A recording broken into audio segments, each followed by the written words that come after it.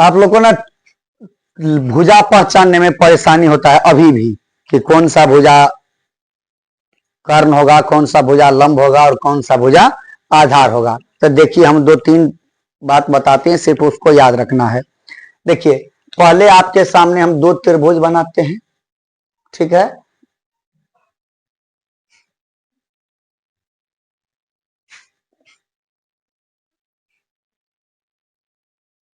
सीधा लकीर जाना चाहिए।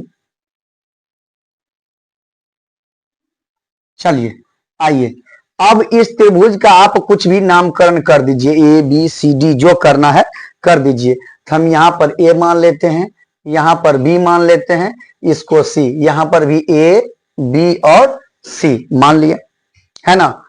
एक बात याद रहे कि ये नाम से कोई असर नहीं पड़ता है कि कहां ए लिया, कहां बी लिया, कहां सी लिया, इससे कोई असर नहीं पड़ता है। या मैं इसको थोड़ा एक अलग नाम लेकर भी आप लोग को दिखा ही देता हूं। चलिए हम इसका मान लेते हैं यहाँ पर P, यहाँ Q और यहाँ पर R। अब हो गया अलग अलग। अब समझिएगा, ये जब त्रिभुज हम बनाने लगेंगे तो सिर्फ हम ये प्रश्न में देखेंगे कि वो किसके बारे में बोला है कि 90 डिग्री है, यानी कि समकोण है।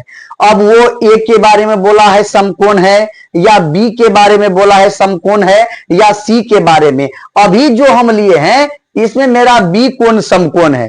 क्या है? बी कोण समकोण है। अब किताब अगर आपको बोलेगा कि एक एबीसी त्रिभुज है जिसमें कोण सी समकोण है, जिसमें सी समकोण है, तो समकोण यहां होता है ना, तो इसको हम सी मान लेंगे। बाकी भुजा को आप कहीं भी ए या बी मानिए, कोई फर्क नहीं पड़ता है। बोला कि कोण ए समकोण है, तो आपको सिर्फ एक बात को कुल मिला के ध्यान रखना है कि समकोण किसके बारे में बोला। तो अगर ए समकोण बोला तो ए यहां दे देंगे, बी सी फिर आपकी मर्जी है, जहां देना है वहां आप दे सकते हैं। अच्छा, जिसमें आपसे ये बात नहीं बोला कि कौन सी भुजा समकोण है या कौन सी भुजा समकोण नहीं है, तब हम फिर आजाद हैं, अपने मन का मर्जी। जिसको मन किया हम समकोण मान लेंगे और जिसको मन किया नहीं मानेंगे। ठीक, जैसे कुछ प्रश्न अभी बनाए हैं जिसमें था दिया हुआ कि कौन बी समकोण है, कौन सी समकोण है, कुछ में नहीं था तो हम अपने मन से ले लिए थे। ठीक है, अब आपको अगर समकोण वाला कोण पकड़ा जाए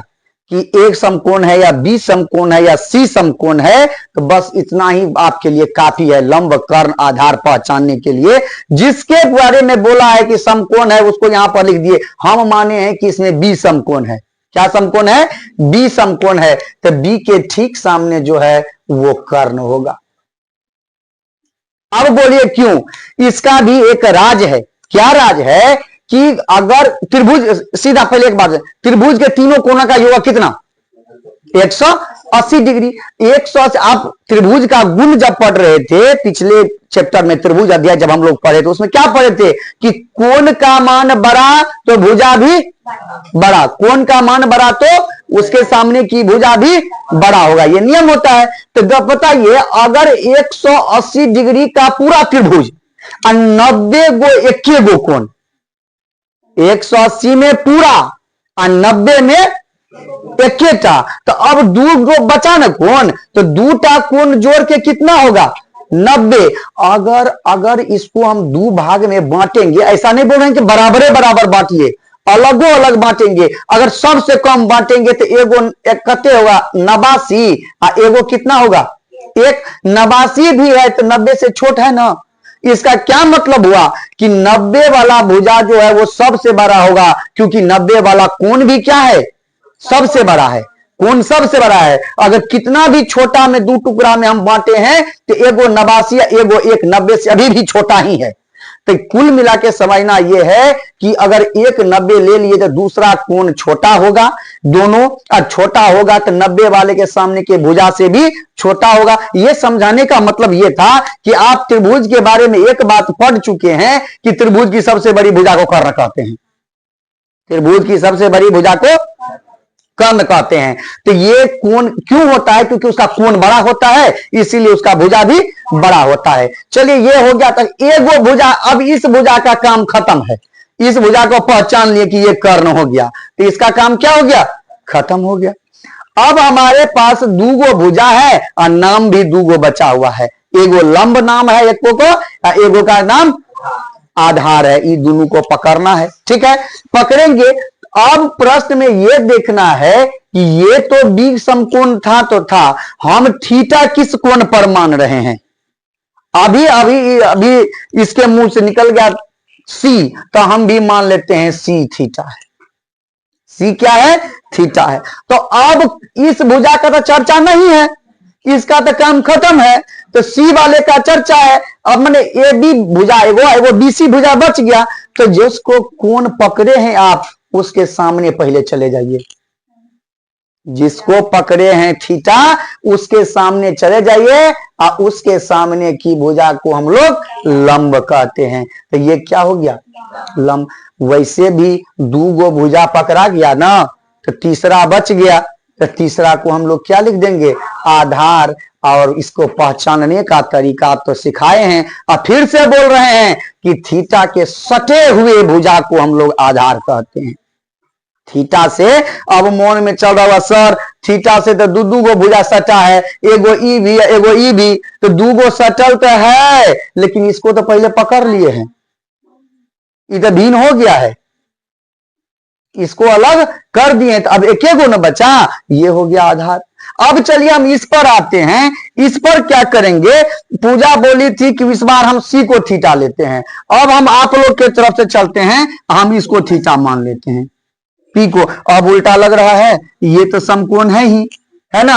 अब उल्टा लग रहा है ना, एक बार सुतलहा को थीटा माने थे, इस बार खड़ा वाला को थीटा मान लिए है। हो गया ना। नहीं पहचानते अभी सुतलहा खड़ा इसलिए बोलते हैं। चलिए अब कुछ नहीं करेंगे, आपको कर्ण को तो पहचानना है नहीं, कर्ण पहचानते हैं। 90 वाला के ठीक सामने वाली भुजा को हम लोग क्या कहते हैं?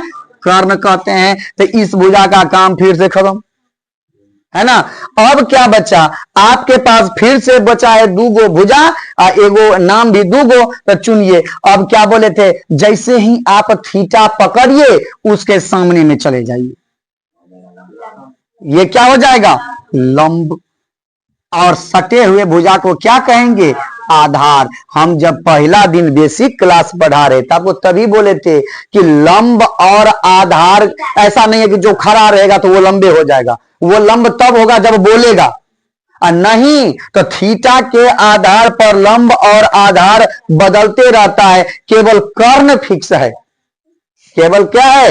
कर। अगर इसी त्रिभुज को आपको उल्टा कर दे, ऐसा कर दे, तो इसका मतलब ये नहीं समझना कि अब त्रिभुज बदल गया, नहीं। अगर आप इसको, ये तो 90 है, तो ठीक इसके सामने वाला फिर से क्या हो जाएगा? कर्ण हो जाएगा। अब आप मान ले लीजिए आपके पास अगर ये थीटा है तो इसके सामने चले जाएंगे, ये लंब हो जाएगा, सटा हुआ ये बच गया, तो ये इसका कर्ण का दिशा बदल गया, बाकी चीज जैसा का वैसा ही है। अब दिक्कत होगा नहीं, तो प्रश्न संख्या 8 इसीलिए दिक्कत हुआ, आप लोग नहीं समझ रहे थे, नहीं समझ। सबसे बड़ी दिक्कत क्या है कि पूछते भी नहीं है कि नहीं समझे, फिर से बताइए, समझे। तो थीटा के आधार पर लंब और एक ही प्रश्न में बदल सकता है, ऐसा नहीं है। एक के प्रश्न में, अभी आप जब बनाएंगे ना तब आपको समझ में आएगा, एक के प्रश्न में लंब और आधार बदलता रहता है, तब दिमाग में पता चलता है वो ये कैसे हुआ, बच्चा नहीं समझ पाता है। लेकिन लंब और आधार ध्यान देना है थीटा पे, कि थीटा अगर इसको लिए हैं तो ये लंब ये आधार, थीटा इसको लेंगे तो ये लंब ये आधार, ये बदलते रहता है। ठीक है।